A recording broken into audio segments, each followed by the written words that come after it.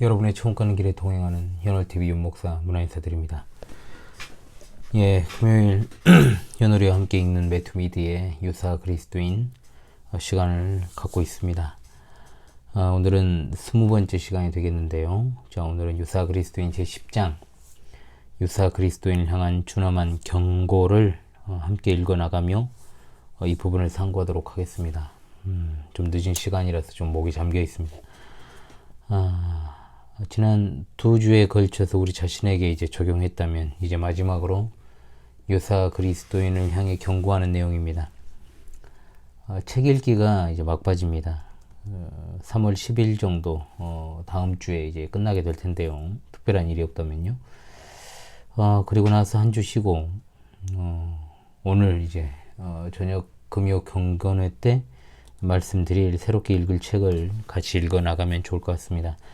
한 권 한 권 읽어가는 금요일의 시간이 우리에게 소중하고 또한 이것을 읽는 것에 그치지 않고 우리 자신에게 적용하는 것이 참으로 중요하다라고 여겨집니다. 자, 이 시간도 기도하고 시작하도록 하겠습니다. 우리 하나님 참으로 감사합니다. 오늘 또 변함없이 허락하신 금요일의 시간을 통해 상한 갈대를 꺾지 아니하시며 꺼져가는 등불을 끄지 아니하고 진실로 정의를 행하시는 우리 주님을 바라보며 간구합니다. 아무쪼록 이 시간에 함께하는 주님의 백성들을 지키시고 돌보시며 연약한 자들을 위로하시고 겉돌며 흔들리는 자들이 굳건해질 수 있게 하시며 바른 신앙 노선에 서게 하시고 선줄로 생각한 자들이 스스로를 시험대 위에 세우고 받은 구원을 점검하며 확증하는 계기가 될 수 있게 도와주시옵소서.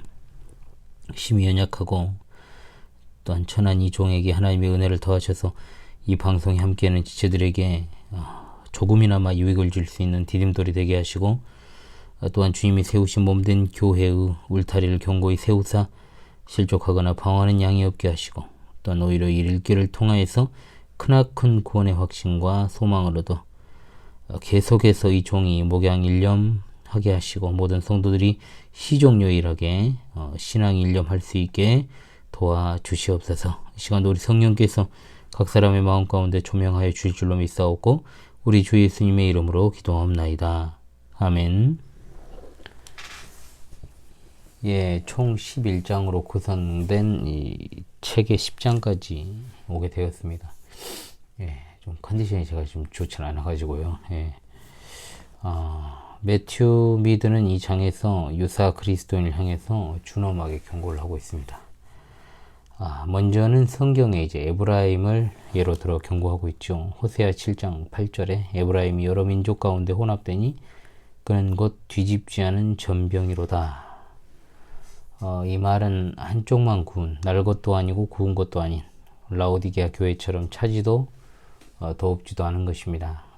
요한계시록 3장 16절에 내가 이같이 미지근하여 뜨겁지도 아니하고 차지도 아니하니 내 입에서 너를 토하여 버리라. 이도저도 아닌 것입니다. 유사 그리스도인의 무익함에 대해서 먼저 이야기를 하고 있죠. 유사 그리스도인이 일부러 되려는 사람은 없겠습니다만 유사 그리스도인은 천국에 가려는 시도를 한다는 측면에서 아예 시도를 하지 않은 사람들과 결과적으로 가게 된다면 참으로 무익한 일일 것입니다. 거의 회심했다는 것이 무슨 의미가 있겠습니까? 모든 죄를 버리지 않고 골라잡아 특정 죄만 버리는 것은 전혀 유익하지 않습니다. 초반부에 등장을 했던 헤롯, 세례 요한의 말을 잘 들었고 실천하기도 했던 인물입니다. 그러나 그는 헤로디아의 말을 듣고 세례 요한을 죽음으로 내몰았습니다. 예수님의 제자였던 유다는 많은 것을 행하였습니다. 기도와 전도, 고백, 그리고 예수님의 제자들 중에서 중요한 직무를 맡기도 했죠. 그러나 탐욕이 결국 그를 파멸로 이끌었습니다. 야고보 사도의 말은 바로 유사 그리스도인을 향한 직격탄이죠. 누구든지 온 율법을 지키다가 그 하나를 범하면 모두 범한 자가 된다라고 했습니다. 즉 어느 한 죄라도 고의로 행하는 사람은 하나님의 율법을 범하는 것이 됩니다. 그것은 이중거래니까요.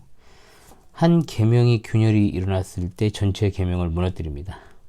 그러니까 죄 자체를 미워한다면 모든 죄를 미워하는 것이지 부분적으로 미워해서는 안 된다는 거죠. 가장 작은 죄라도 고의로 그것을 범하면 모든 순종의 유익이 깨지고 하나님의 크나큰 진노 아래 놓입니다. 댐이 거대하다고 해도 결국 작은 균열 하나 때문에 무너질 수 있습니다. 우리가 잘 아는 기드온의 아들이 70명, 그 중에 한 아들에 의해서 나머지가 다 죽죠. 아주 중요한 예시가 되는 겁니다. 하나의 정욕이 모든 신앙 고백을 망칠 수 있다는 겁니다. 신학교 교수 한 명 중에 그렇게 학문적으로 고상함을 자랑하고 또 학생들을 솔직히 말하면 제 느낌상은 그랬습니다. 무시하는 이가 있었습니다. 그의 태도는 매사에 너무나 좀 직설적이었고 또 겸손한 듯 보였지만 상당히 교만해 보였습니다. 경건한 사람인 줄로만 알았죠. 그러나 그는 차에서 상습적으로 불륜 행각을 벌이다 적발되어 그가 가르치고 말했던 모든 것에 대한 신뢰를 다 잃게 되었습니다. 그가 유사 그리스도인이라고 말하는 것이 아니라 하나가 모든 것을 무너뜨릴 수 있다는 것을 말씀드리고자 하는 것입니다. 자, 그 다음으로 유사 그리스도인의 난감함을 언급하고 있죠. 자, 매튜 미드는 유사 그리스도인이 되는 것이 다음에 세 가지 측면에서 볼 때 매우 난감한 일이라고 밝힙니다. 첫 번째로 유사 그리스도인은 하나님과 사람에게서 모두 미움을 받습니다. 세상은 그의 신앙 고백으로 그를 미워하고 하나님은 그의 위선 때문에 그를 미워하십니다. 하나님은 그가 온전한 그리스도인이든지 아니면 전적으로 그리스도인이 아니든지 하기를 원하십니다. 라오디아 교회는 이도저도 아닌 불분명한 신앙 태도를 취하여 책망받았습니다. 하나님께서 이도저도 아닌 자를 얼마나 혐오하시며 가증히 여기시는지 모릅니다. 저도 세상에서 중립을 표방하고 애매하게 행동하는 회색 분자를 정말 싫어합니다. 자, 그런데 하나님과 사람 모두에게서 미움을 받는다면 얼마나 이것이 난감한 일입니까? 두 번째, 유사 그리스도인은 고난을 견디지 못합니다. 그렇죠? 분명 유사 그리스도인도 고난에 직면합니다. 그러나 견디질 못합니다. 주님께서는 토양에 비유해서 이들에 대해서 이렇게 말씀하십니다. 돌밭에 뿌려졌다는 것은 말씀을 듣고 즉시 기쁨으로 받되 그 속에 뿌리가 없어 잠시 견디다가 말씀으로 말미암아 환난이나 박해가 일어날 때에는 곧 넘어지는 자요 라고 말입니다. 자, 이 말씀에는 네 가지가 들어 있습니다. 첫 번째로 말씀을 듣고 즉시 기쁨으로 받았다라는 것. 자, 돌밭도 말씀을 기쁨으로 받을 수 있다라는 것을 알게 됩니다. 그리고 두 번째, 잠시 견딘다라고 했습니다. 그러니까 얼마 동안은 신앙 고백 안에 머물며 교회 안에 있다는 겁니다. 세 번째로 말씀으로 말미암아 환난이나 박해가 일어날 때에는 이라는 말씀에서 이런 신앙 고백은 고난에 직면하게 될 것임을 알 수 있습니다. 그리고 네 번째, 넘어지는 자요라는 말씀에서 고난은 결국 변절의 원인이 되리라는 것을 알 수 있습니다. 저는 이런 사람을 현실에서 많이 봤습니다. 신앙 고백을 가지고 있는 것으로도 고난에 직면할 수 있습니다. 그러나 경건의 능력이 없으면 고난을 겪을 때 그 신앙 고백을 유지할 수 없습니다. 유사 그리스도인은 환난이 닥칠 때 신앙 고백을 유지하지 못합니다. 평상시에는 아무런 문제가 없습니다. 그러나 어려움이 닥치면 그 신앙의 본질이 드러나게 되어 있습니다. 당신은 어떻습니까? 세 번째, 유사 그리스도인의 소망은 헛됩니다. 자, 소망이 헛되면 부끄럽고 슬픕니다. 유사 그리스도인은 천국을 바라지만 온전한 그리스도인이 아니기 때문에 결코 그곳에 이르지 아니합니다. 천국의 소망이 사라지고 또한 영광의 문 곁에서 지옥으로 떨어지며 다섯 처녀에게 그랬던 것처럼 바로 앞에서 천국 문이 닫힐 것입니다. 약속의 땅이 바라 보이지만 그는 건너지 못하고 죽고 맙니다. 결승점 앞에서 넘어지고 항구를 눈앞에 두고 침몰하는 배와 같다라고 분명하게 말하고 있습니다. 자, 그리고 세 번째, 이제 이것이 굉장히 중요한 이번 시간의 핵심적인 주제이자 가장 긴 거죠. 유사 그리스도인이 처할 위험은 어떤 것인가? 자, 유사 그리스도인이 된다는 것은 매우 무익하고 난감한 일이다. 이것은 분명한 사실입니다. 그리고 또한 위험한 것입니다. 그 위험한 이유에 대해서 매튜 미드는 8가지로 이야기를 합니다. 첫 번째입니다. 참된 역사를 방해하기에 위험합니다. 자, 이것이 정말 핵심적인 사항이니까 1번으로 나온 겁니다. 저도 여기에 적극적으로 공감합니다. 대놓고 그리스도교에 대해서 적대적인 사람이 우리 주변에 있습니다. 그렇죠? 그러나 이 사람들이 어찌 보면은 더 훨씬 소망이 있습니다. 여러분, 이게 뭔 말인지 쉽죠? 극과 극은 서로 물려 있습니다. 역사적으로 굵직굵직한 회심의 사건이나 회심자들은 대부분 정확하게 그 반대편에서 적극적으로 반대하는 대적자들이었습니다. 그러나 가장 회심이 어려운 이들이 어떤 이들이냐? 교회 안에 있으면서 형식적인 신앙만을 유지하고 있는 자들입니다. 이들은 절대로 변화될 생각이 없습니다. 변화되지 않기 때문에 그렇습니다. 여기에 마태복음 21장 28절로 30절의 말씀이 인용되죠. 그런데 한글 개역 성경은 결정적인 번역상의 오류가 있습니다. 원문은 이것과는 달라요. 실제 순종한 것은 큰아들입니다. 자, 그가 뉘우치고 갔으며 둘째 아들은 가겠다고 해놓고 안 갔습니다. 그러니까 불순종한 것은 둘째 아들인데 한글 성경은 둘째 아들이 순종했다라고 번역을 했습니다. 굉장히 심각한 오류니까요. 여러분들 꼭 체크하시고 기억해 두시길 바랍니다. 자, 이 말씀이 어떤 의미의 말씀인지를 잘 이해하시리라 생각을 합니다. 즉, 유사 그리스도인은 자신의 구원을 의심하지 않으면서도 또 제대로 된 순종을 하지 않기 때문에 사실상 참된 역사를 스스로 방해하고 있는 것입니다. 그런 측면에서 신앙을 고백하지 않은 죄인이 회심하지 않은 신앙 고백자보다 낫다라고 말하는 겁니다. 한마디로 교회 다니면서 지옥 가는 자들이 있다는 것이고 그들이 바로 누구다? 유사 그리스도인들입니다. 이 얼마나 안타까운 일입니까? 거의 그리스도인이 되었고 거의 구원을 받았다는 말은 의미가 없습니다. 그리스도인이 돼야 되고 구원을 받아야 되는 거죠. 문턱까지 간 것이 무슨 의미가 있겠습니까? 부자 관원 청년을 여러분 잘 아실 겁니다. 그에게 필요한 순종은 단 한 가지였습니다. 그러나 그는 그 한 가지 때문에 멸망당했습니다. 오늘날 교회 안에 있는 많은 형식적 신앙 고백자들은 기억을 해야 됩니다. 오히려 당신의 알량한 신앙 고백이 당신을 오히려 참된 구원에서 멀어지게 하고 있다는 것을 말입니다. 두 번째입니다. 은혜의 상태로 오인하기 쉽기에 위험합니다. 자, 같은 맥락입니다. 1번과 유사 그리스도인은 외관상 은혜 받은 것처럼 보입니다. 그런 자세히 보면 은혜가 아닙니다. 그런데 은혜로 오인한다는 거죠. 문제는 진짜 은혜인 줄로 착각하고 거기에 만족하기 때문에 위험하기 짝이 없습니다. 매튜 미드가 정말 잘 표현하고 있습니다. 형식주의는 신실함의 이웃에 살기 때문에 하나의 문패로 양자를 나타낸다 라고 했어요. 즉 외관상으로는 형식적으로 하는 행위나 신실함으로 하는 행위가 같은 모양을 띠고 있기 때문에 그것 자체로 만족한다는 겁니다. 그래서 제가 교회 안에서 행위에 안주하지 못하도록 또 자기 스스로 어떤 행동한 것에 대해서 도취되지 않도록 공로의식이 발생하지 않도록 그 어떤 육체적 봉사도 제가 강요하거나 지시한 적이 없습니다. 그러니까 아니까 더 안 하더라고요. 모든 것은 자발적으로 하게끔 하죠. 그리고 그 자발적인 것 가운데서도 혹시나 자기의가 드러나지 않도록 주의를 정말로 기울이게 합니다. 그러나 과연 그렇게 한다고 해서 유사 그리스도인을 막을 수 있는지는 모르겠습니다. 현실적으로 어떤 특정한 방법으로 교회 내에서 위선자를 색출하기는 어렵기 때문입니다. 자, 세 번째입니다. 은혜 받은 것처럼 가장하는 것이 신성모독이기 때문에 위험합니다. 자, 은혜가 없는데 은혜 받은 척하는 것은 놀랍게도 여러분 신성모독죄입니다. 매튜 미드는 유대인을 예로 들고 있지요. 말하기를 유대인이 아닌데도 자신을 유대인이라고 생각한다는 것. 유대인은 여기서 영적인 아브라함의 후손을 말합니다. 즉 그리스도인을 말하는 것이죠. 로마서 2장에 나오는 표면적 유대인이 아니라는 말, 즉 동시에 그리스도를 믿지 않으면서도 자신이 그리스도께 속한 사람이라고 고백하는 것을 말합니다. 그러니까 전혀 은혜를 갖지 못했으면서 은혜를 가졌다라고 하는 겁니다. 이것이 바로 신성모독이라는 것이죠.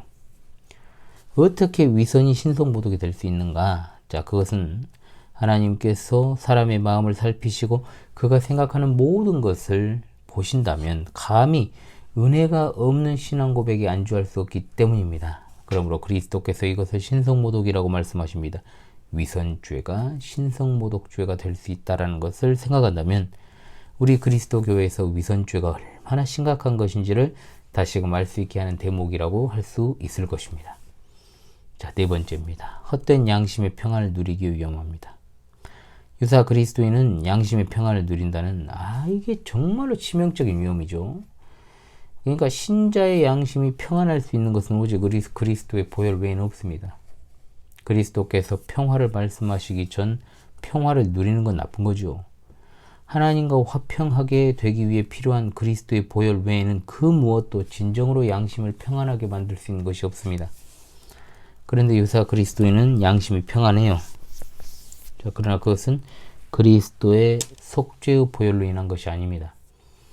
형식적인 신앙 고백으로부터 나온 평화, 그리스도께서 주신 평화가 아니라 자기가 만든 평화죠. 경건의 모양만을 가지고 양심을 진정시키고 제어하여 영혼을 멸망시키는 평화의 길을 열어놓습니다. 그는 종교 행위라는 요람에서 흔들거리며 잠을 잡니다. 죽음이나 심판이 임박할 때까지는 결코 깨어나지 못합니다. 얼마나 무서운 말입니까? 그러니까 스스로 만든 평안과 그리스도의 보혈로 말미암은 평안. 그러나 교회 안에는 얼마나 자기 자신이 만든 평안으로 양심의 자유를 누리는 자들이 많은지 몰라요. 5번째, 용서받을 수 없는 죄와 연관되기 위험합니다. 자, 성경에는 이 세상과 오는 세상에서도 사하심을 얻지 못할 죄가 등장합니다. 이것이 곧 성령을 거역하는 죄 또는 성령 회방죄입니다. 유사 그리스도인이 그와 같은 죄를 짓습니다. 제가 이 부분을 다룬 적이 있었죠. 과거에 성령 회방죄를 설명할 때도 말씀을 드렸습니다만 참된 신자는 그런 죄를 저지를 수 없습니다. 참된 신자가 자기가 혹 이와 같은 죄를 범하지 않았는가 생각하는 것 자체가 그와 같은 죄에 빠지지 않았음을 보여주는 증거입니다. 성령을 거역하는 죄에는 3가지 구성 요소가 있습니다. 이것을 매튜 미드가 잘 설명을 하고 있습니다. 첫 번째, 자의적입니다. 두 번째, 진리를 아는 지식을 받은 후, 즉 조명과 죄의 자각을 거스른다는 것. 그리고 3번째, 단호한 악입니다. 마태복음 12장에 나오는 바리새인의 죄는 이 모든 3가지 조건을 충족합니다. 자, 그리스도께서 그 부분에서 귀신 들린 자를 고치셨습니다. 모든 이들이 이것을 보고 깜짝 놀랐습니다. 엄청난 일이었죠. 그런데 바리새인들은 그것을 보고 이렇게 말합니다. 이가 귀신의 왕 바알세불을 힘지 않고는 귀신을 쫓아내지 못하느니라 허늘. 이것이야말로 성령을 거스르는 죄악입니다. 자의적이고 악의적이고 분명한 자각을 거역하기 때문입니다. 바리새인들은 그리스도께서 하나님의 아들이심과 그분이 하신 일이 그분 안에 계신 하나님의 영의 특별한 사역임을 알 수 없었습니다. 한마디로 그들은 악한 영에 사로잡혀 그 일을 행했다라고 말합니다. 이에 그리스도께서 그들이 성령을 못 오가는 죄를 지었다라고 선언하시는 거죠. 바리새인들이 얼마나 엄청나게 신앙 고백을 잘하는 자들입니까? 그러나 놀랍게도 이 죄를 범할 수 있는 것은 신앙 고백자들이라는 것. 드러내놓고 죄를 짓는 육적인 죄인도 아니고 참된 신자도 아닌 형식적인 신앙 고백자를 말합니다. 이런 자들은 죄인도 아니요 신자도 아닙니다. 빛을 받았지만 은혜는 없는 그런 자, 바로 형식적인 신앙 고백자, 유사 그리스도인입니다. 오늘 이 성령 회방죄를 짓고 있는 이단 및 사이비의 괴수들을 한번 떠올려 보십시오. 그들의 출발은 어디였습니까? 다 교회 안에 있다가 나간 자들입니다. 6번째, 결국 배교로 넘어가기 때문에 위험합니다. 유사 그리스도인은 배교로 넘어갑니다. 하나님의 길을 가면서 아무런 유익을 얻지 못하는 사람은 쉽게 그 길을 떠나 더 이상 그 길을 걷지 않습니다. 위선자는 행위에 있어서는 참된 신자들보다 더 나은 측면을 보여주기도 합니다. 왜냐하면 그것으로 자기 믿음을 입증하려고 하고 자기의 숨은 내면을 감춰야 하기 때문에 그렇지요. 그러므로 하나님을 절대로 자신의 기쁨으로 삼지 못합니다. 또한 그는 어떤 순간 어떤 환경에서도 한결같이 의무를 다할 수 없다는 것도 특징입니다. 그러므로 배교조가 되는 거죠. 회심은 변하지 않습니다. 그러므로 견고합니다. 그러나 은혜가 없는 신앙 고백은 미끄러지며 넘어지는 땅입니다. 물론 신자가 넘어질 수 없는 것은 결코 아닙니다. 그러나 그는 다시 일어섭니다. 주의 크신 팔에 의지합니다. 위선자는 넘어지면 붙들고 일어날 도구도 사람도 없습니다. 우리 신앙의 선배 다윗도 심각하게 넘어졌지 않습니까? 그러나 그는 다시 일어섰습니다. 그에게는 그를 돕는 분이 계셨고 그는 그를 붙잡고 회복될 수 있었습니다. 유다는 어떻게 되었습니까? 그는 회복되지 못하고 자기 길로 갔습니다. 왜냐? 그의 곁에는 아무도 없었기 때문입니다. 7번째입니다. 두려운 영적 심판을 초래하기 위험합니다. 유사 그리스도인은 하나님께서 두려운 영적 심판을 행하시게 만듭니다. 메마름이 영적 심판입니다. 하나님께서 메마름을 주십니다. 그리스도께서 잎만 무성하고 열매 없는 무화과 나무를 보셨을 때 저주하신 사건을 아시리라고 생각을 합니다. 그것이 바로 메마름의 저주입니다. 유사 그리스도인은 진리를 받아도 진리의 사랑 안에 있지 못합니다. 한마디로 변하지 않는 완고함, 심령, 그것이 바로 곧 심판이라는 거죠. 완고한 마음을 갖고 있지 않은 외식자는 없습니다. 이 얼마나 무서운 영적 심판입니까? 마지막 8제입니다. 저주를 대단히 악화시키기 위험합니다. 간단한 원리입니다. 더 높이 올라간 자가 더 많이 떨어지죠. 열렬하게 신앙을 고백한 사람이 더 깊은 저주에 떨어집니다. 손에 등불을 들고는 있지만 길을 잘못 듭니다. 많은 죄를 죄라고 자각하면서도 멸망하게 됩니다. 죄를 자각한다고 해서 건전한 회심으로 다가가지는 않습니다. 제가 아는 한 사람도 죄를 자각하고 눈물을 흘리고 그 죄로부터 돌이키기로 결심하고 신앙도 고백하고 교회도 출석하고 세례도 받았지만 결국은 교회를 떠나고 그리스도와 아무런 상관없는 사람으로 지금 살아가고 있습니다. 지금 그에게 남은 것은 무엇뿐입니까? 멸망뿐입니다. 기도하고 말씀을 듣고 의무를 수행하는 것, 신앙 고백과 죄의 자각은 멸망하는 자들에게도 다 있다는 것을 잊지 마십시오. 자, 이 시간 아주 길게 유사 그리스도인의 위험성을 매튜 미드가 경고를 했습니다. 다시금 여러분 하나하나 되짚어가면서 점검하십시다. 그리고 참된 그리스도인들에게 권면합니다. 그것은 더 나아가라는 거죠. 상을 받기 위해 다름질하고 부르심과 택하심을 굳게 하라 그랬습니다. 참된 그리스도인은 멈춰 서 있는 존재가 결코 아닙니다.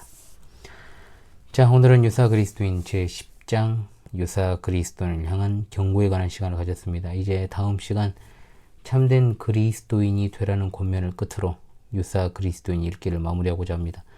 한 권의 책을 읽는 것도 중요합니다만은 이 책을 통해서 우리가 무엇을 깨닫고 또 나 자신을 돌이켜서 또 점검하고 검증하는 것이 중요한가, 이게 정말로 중요하겠죠, 여러분. 11장은 이제 마지막 장은 정말 중요한 장이니까요. 우리가 꼭 숙독하면서 마무리했으면 좋겠고요. 이렇게 또 하나의 주제가 끝나갑니다. 지금까지 금요일 현우리와 함께 읽는 매튜 미드의 유사 그리스도인 시간이었습니다. 여러분 책 읽기를 계속해서 해주시고 꼭 제대로 한번 완독을 하셔서 여러분들에게 유익이 되셨으면 좋겠습니다. 감사합니다.